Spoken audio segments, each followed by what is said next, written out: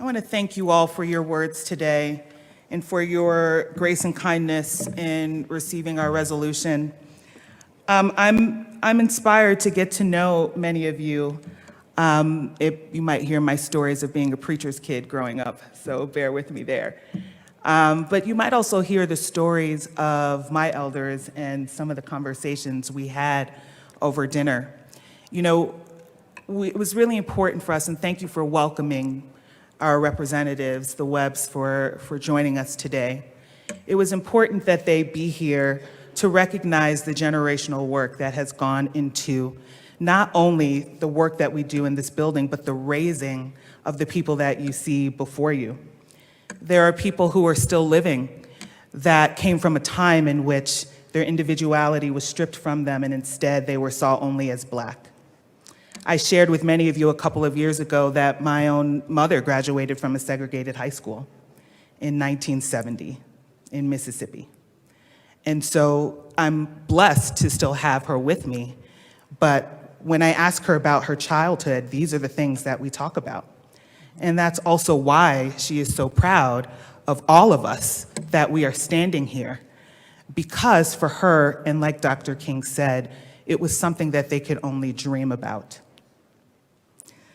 So I want to just talk about Dr. King's dream. You know, he gave that speech that way because, again, it was something they could only dream about. And the civil rights movement was intentionally meant to be an awakening. There were things that people saw for the first time, like hoses put on human beings, dogs put on human beings, churches being bombed.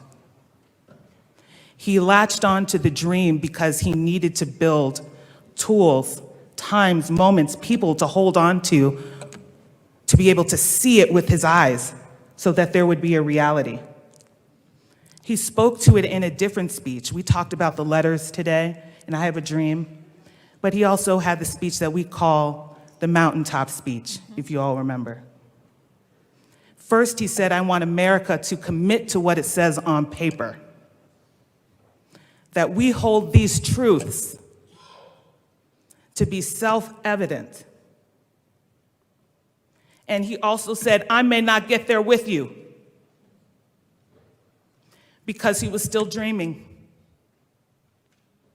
And while we are standing here as evidence of what's at that mountaintop, we have to remember the awakening. We have to remember what we've seen, what we have experienced. We have to be believed in those experiences. Because the opposite of being awake is to go back to sleep. And we cannot tolerate that. If we are committed, we all have a role to play in the dream becoming a reality.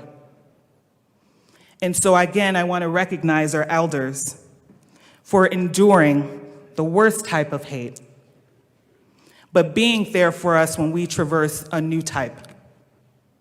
And we know that there is a reality that we can call on people in ways that we maybe weren't able to call on them in 1968. And that is our expectation as we stand here under this dome. So I ask all of us to live and act with our eyes open, to lean on the things that we know are possible, but also to remember where we never want to be again. We are all committed to stand in that, but please recognize that we carry the weight of our ancestors.